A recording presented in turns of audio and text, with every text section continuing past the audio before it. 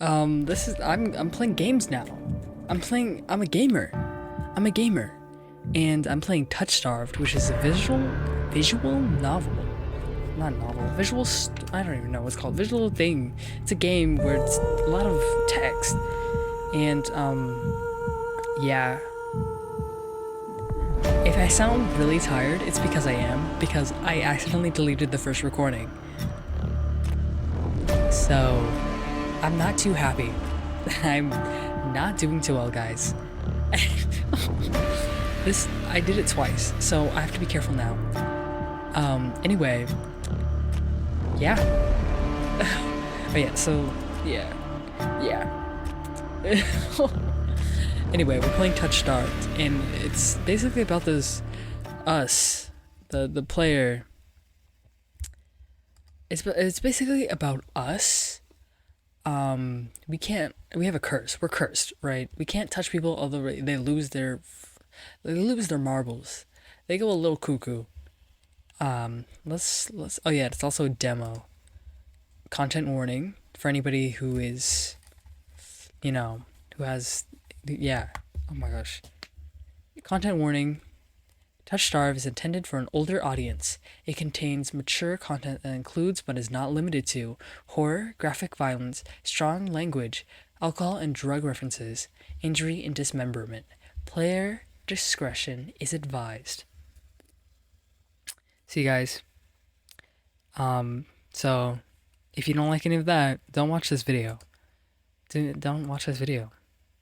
Tutorial. I already know this. Okay, I'm gonna try to do the same choices I did in the first one, and I'll try to, spice things up. Oh yeah, write my name. That's my name. Choose my pronouns. That one. This world began to unravel long before you were born. Yeah, if I'm being a little silly, it's because I don't want to do this again. It began with fog fell. That doesn't say fog fell. It began with fog fall. Spectral mist bled from the seams where reality wore, so thin it split. And from that fog emerged monsters, inhuman beings with unnatural powers. Some possessed language and intellect. Others were mindless beasts driven by little more than the desire to slaughter. As cities fell and unrest spread, humans united in their fear while monsters thrived in the chaos. And then there's you. Oh my god, us. It's us. Us. Ooh. You're not even surprised if you're human. Oh, what? How did I get that? You're not even sure if you're human. You were born cursed, with hands that alter the minds of anyone you touch. Choose your backstory. I chose this one. Anyway, you were raised as an oracle in a remote temple. The priest claimed your touch bestowed enlightenment, but a visiting mage revealed your curse for what it is. Following the mage's word, you fled in the search of the cenobium.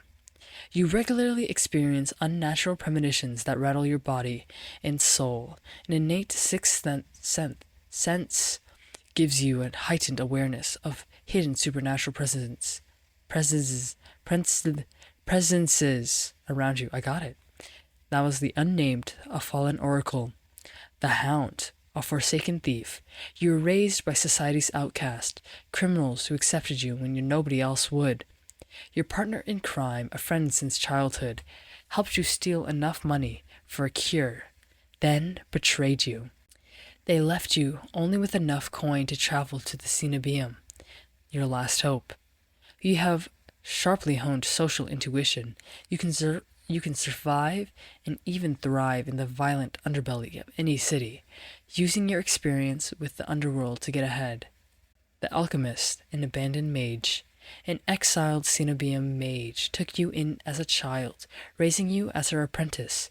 She seemed to take pity on your curse, but you discovered that she was cultivating you as a test subject. You fled to the cenobium, seeking a curse. Not a curse. What? A cure. You're an experienced spellcaster with an encyclopedic knowledge of alchemy, spellcraft, and history. With a little observation, you can identify the subtle effects of magic. Let's go. The Alchemist, because it sounds cool. Yep, that one is, yep. I'm gonna try to read this fast, but entertaining. The wasteland stretches as far as the eye can see. There's not countless. There's nothing out here but death, the ever-present stench of decay, and countless sun-bleached bones cast like seeds across the barren land. I could say death doesn't scare me, but to tell the truth, I'm desperate.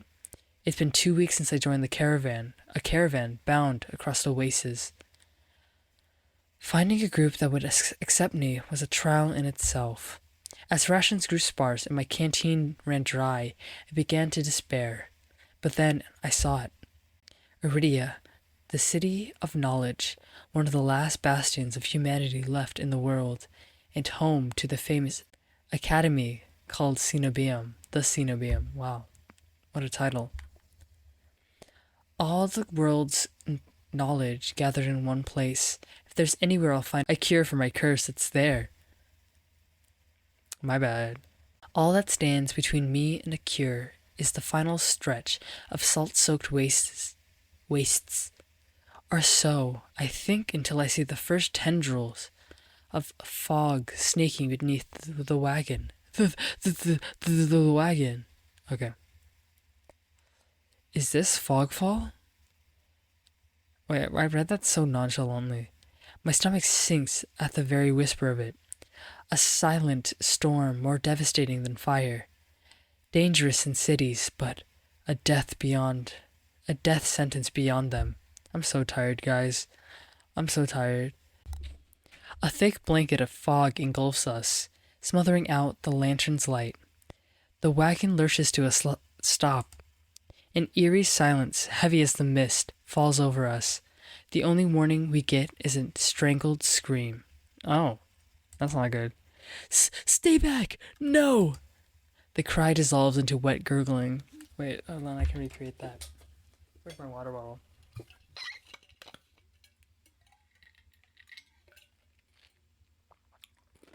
My bad, I just drank it all. Let me try this again.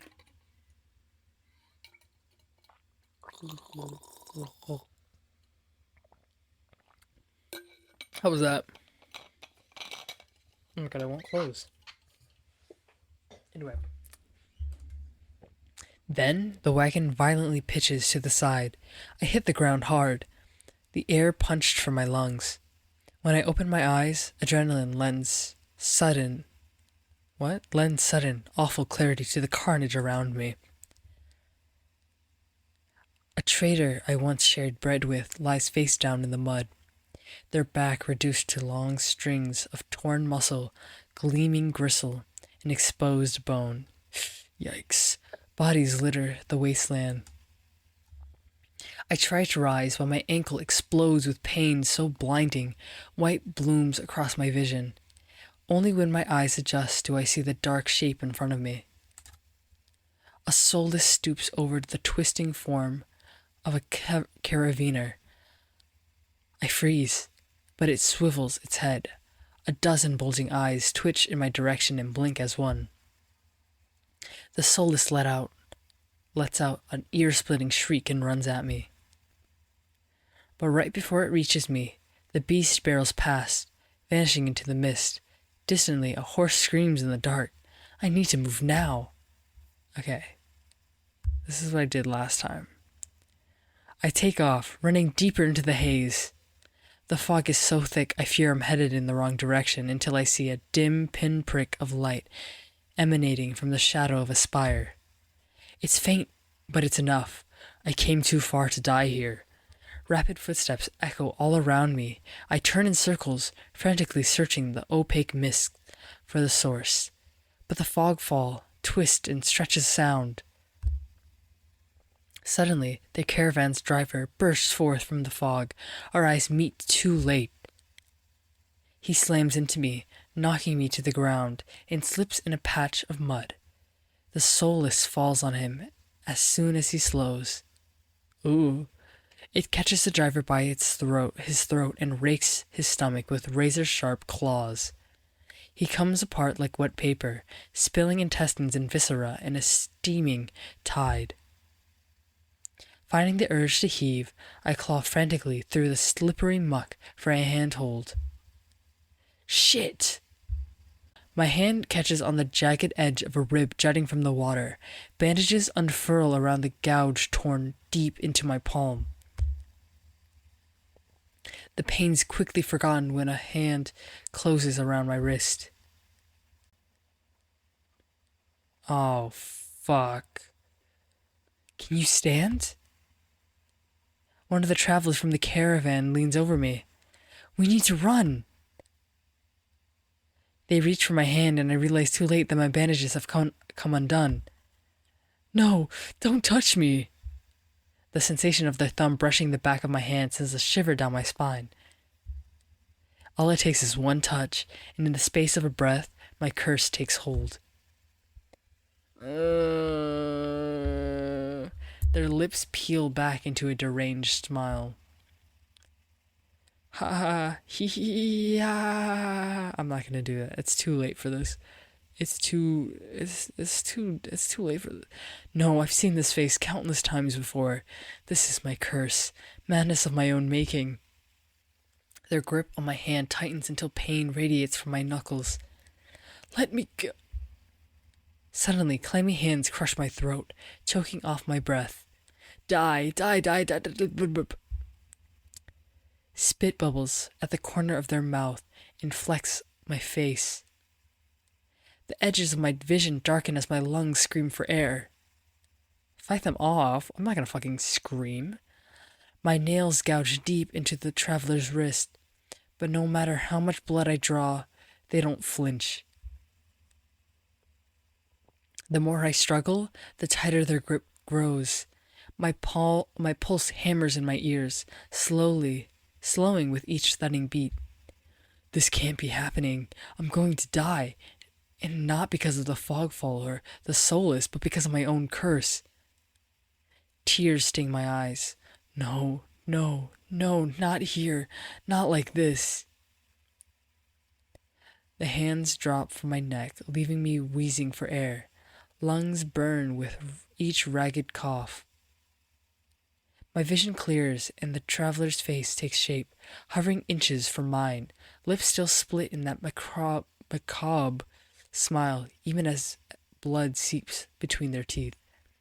They give one last shuddering breath, then slump over the claws, hooked through their stomach.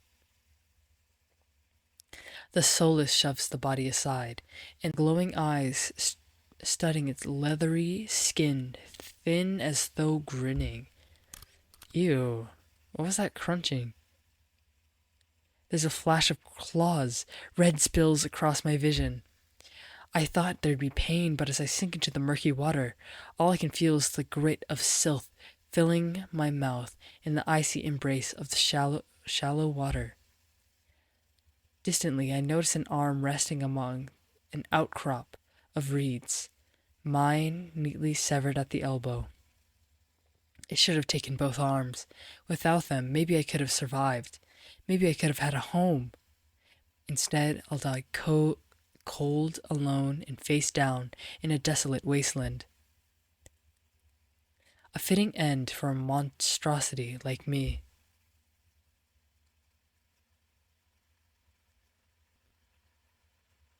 Oh, I think we're dead.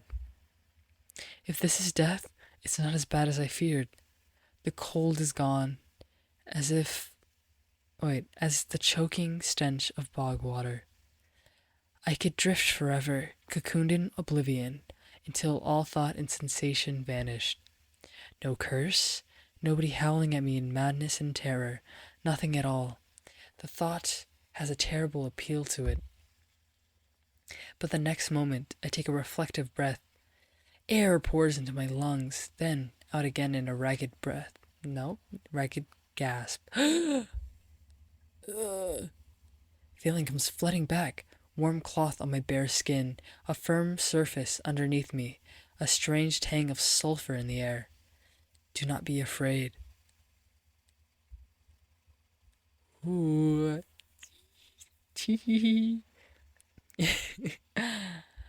I twist my head towards the voice. Tears flood my bleary vision at the bright glow of lamplight. Try not to move. Try not to move. Anyway, the voice is calm, steady, and commanding, but more importantly, it's a stranger's voice. One thought cuts through my mental fog. I have no idea who this is, and I'm completely at their mercy. Stay away from me. My words come out in a little more. What? My words come out in little. My words come out in a little more than creaky whisper. Whoa. My words come out in little more than creaky whisper. I clamp my mouth shut, hating how weak and helpless I sound. No. Oh, okay. Okay then. Okay then. Okay. No? Who the hell is this? Who the fuck is this guy? Anyway, sit up. I manage to push myself up on one elbow, but my head swims, and my surroundings give an alarming lurch. Ah, a stubborn patient. I don't have the strength to dignify that with a response. Instead, I pull the sheet up higher and wipe my eyes until my vision clears. Whoa. This art style's so nice, guys. Whoa, okay. The stranger towers over my prone form. Warm light reflects off his pristine medical coat. How pristine. Okay. I instinctively shrink back, and that's when I notice that I'm completely naked, except for a thin linen sheet. Naked, lying on a low cot, with a pair of sharp golden eyes watching my every move. The man's gaze flickers to my exposed, unbandaged hands. I need a cough. I plunge my hands under the sheet to hide them from sight, though it's too late. He must have noticed what they look like. Strange, cursed, inhuman. I brace myself for his inevitable suspicion and disgust, but his expression doesn't even flicker from that courteous smile. He just watches in placid silence as I struggle to make sense of my surroundings. Where am I? Who are you? Be calm. You're safe here. Whoever this is... I just burped. Excuse me. Whoever this is, he clearly has no idea or what I am. I've never been safe anywhere, with anyone. Even with my own mentor, my teacher, I thought I was nothing but a convenient specimen to be used and discarded. I scowl, pulling the sheet protectively around myself. Where are my clothes? Oh, we're naked. The man's golden eye... we're naked. Anyway, the man's golden eyes narrow slightly. A sharp sigh rustles the paper in his hands. I see you're not to be dissuaded. Your clothes were torn to shreds when I found you, but I procured replacements. A soft creak. He stands from his chair, giving me a better view of my surroundings. I seem to be in some sort of medical clinic. Bottles of silvery alchemical concoctions line the counters in neat rows. The air makes my nose twitch, a faint whiff of smoke and something distinctively metallic that I can't quite place. The doctor produces a large, dense bundle of cloth, which he sets at the foot of my cot. He's easily a head taller than most, and I have to crane my neck to even look at him. Thank you. I should be polite if I can, especially since I don't know who this is, what he can do, or what he wants with me. Thank you. You are welcome. I will leave you to get dressed. With a curt nod, he leads through a narrow door. I hear a soft click as the lock turns behind him. I count to 3 in the sudden silence. When I don't hear any more footsteps, I reach for the bundle of clothes. An itch on my elbow stops me short. I reach down absently to rub at it, then freeze when my fingers meet a neat line of stitches. I know what I saw. That beast took my arm clean off. And yet my arm shows no sign of injury, apart from the black stitches poking through my skin. I gingerly flex my fingers, feeling that my heart race at the sensation. This is impossible. I should be dead, or at the very least gasping out my last breaths. I squeeze my eyes shut, waiting for the pleasant dream to unravel, to wake up bleeding out in the swamp. But nothing happens. The seconds tick by, and my arms remain resolutely healed, my surroundings pristine and quiet. In numb disbelief, I reach for the replacement clothes and begin stiffly pulling them on. Pulling on. What? Anyway, they're thicker and warmer than mine were, with a black woolen cloak to go with them. But there's one thing still missing: my bandages. The golden-eyed man didn't leave me with any, even though I know he saw my hands. I slide off the bed and take a few unsteady steps towards one of the drawers. If this is indeed a doctor's clinic, there must be bandages somewhere. I start opening drawers at random, and of course, that's when the door swings open once more. Are you looking for something? I whirl around, clutching a thick roll of clean bandages. I try to step back from him, but my legs bump against the edge of the cot. Your caution is understandable, though if I meant you any harm, you would know. That doesn't make me feel better in the slightest, but he makes no moves towards me, so I quickly wind the bandages around my hands. The glowing scars and molted skin disappear under a layer of clean white cotton. May I ask why you need additional bandages? My voice is gone. Guys, my voice is gone. I'm probably going to end the video pretty soon. No, I'm not. I'm going to read until something I can stop at. Anyway, may I ask why you need additional bandages? Did I already read this? I clenched my jaw. I knew it would be only a matter of time before he asked about my hands, though the way he does is strangely roundabout. This one. Well, that's a very personal question I don't really want to answer. Is that so? Surely you realize that I can only help if you tell me what ails you. An involuntary snort of laughter escapes me. Where would I even begin? Would he even believe me if I told him? No, best to keep my curse to myself for now, and learn more about him first. Who are you? You may call me Karas. Karas. And where exactly am I? Iridia, which I assume was your caravan's destination. I can think of nowhere else for a group of travelers to go. Iridia. So I made it to the city of knowledge after all. I should feel relieved, but all I can manage is a vague sense of increasing unease. How did I end up here? I brought you to my clinic, of course. You are the only survivor from the caravan, barely clinging to life. You needed immediate treatment. Which you provided? Yes. He says it so simply, as if I'm a small child and he's explaining basic addition to me. I frown and flex the fingers on my recently healed arm. Aside from being a bit stiff, it feels fine, thoroughly attached to me. You're saying that you stitched my arm back on? Pardon? A Solus attacked the caravan. It ripped everyone to shreds. It tore my arm clean off. But when I woke up here, I spent my entire life learning from a Cenobium mage, and I know no alchemy or magic that could reattach a severed limb. Even if he somehow could heal me by magic, I should detect traces of it, but I sense nothing out of the ordinary at all. The doctor, Kuras, pinches the bridge of his nose. He sits back down in his chair, quiet for a long time.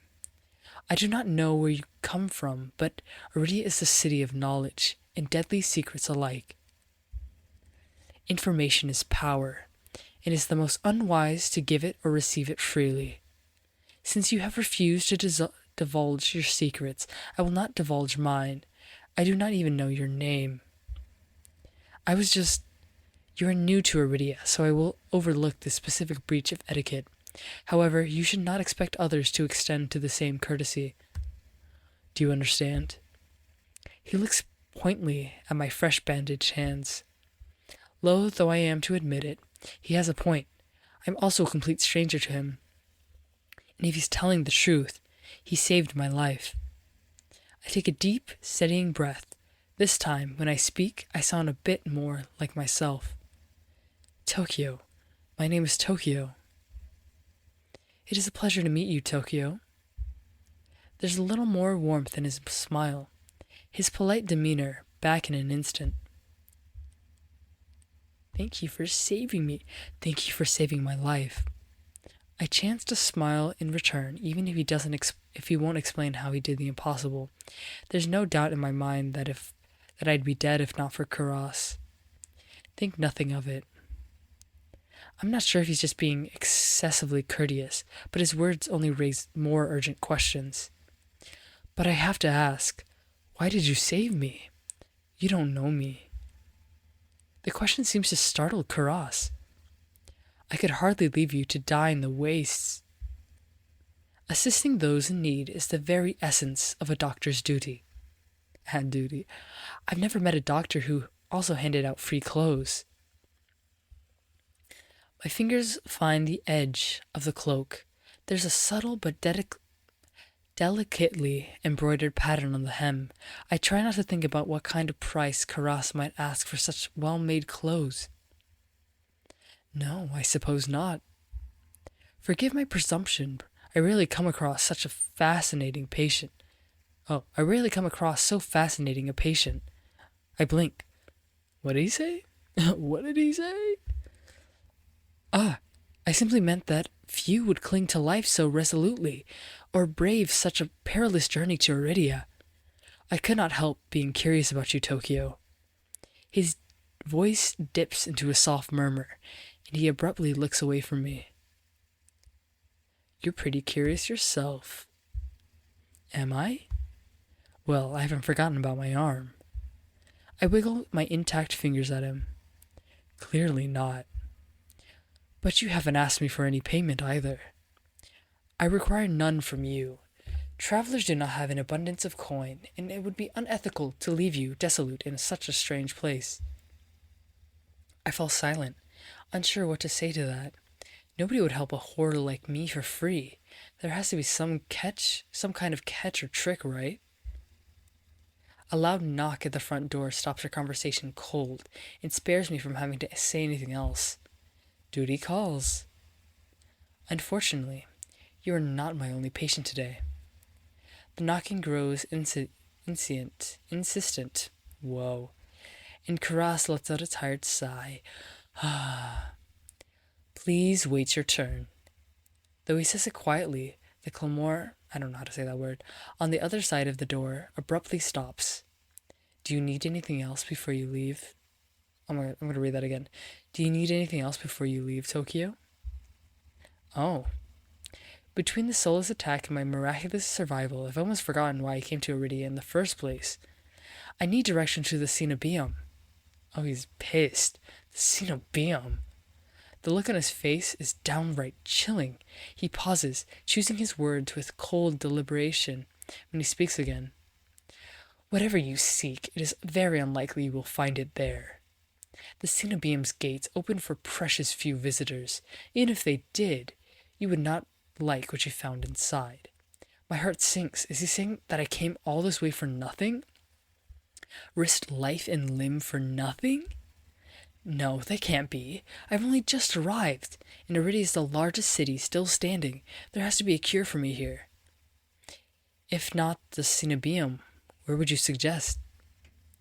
Do you know anyone else in Iridia? I shake my head. I suggest a local guide. Head to the West Wick and ask for Leander. Excuse me? The wet what? The wet wick. He sounded deeply unamused. Follow the postings advertising Leander's bloodhounds. They are difficult to miss. They're difficult to miss. When you meet Leander, Tell him I sent you." That isn't much to go on, but Karas points towards the clinic's back door. "You will be safe as long as you do not draw attention to yourself." That's easier said than done. I've always been a magnet for the worst sort of attention.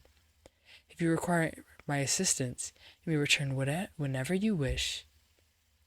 Though he's smiling, there's a note of finality in his voice. Resigned to my dismissal, I slip out the back door.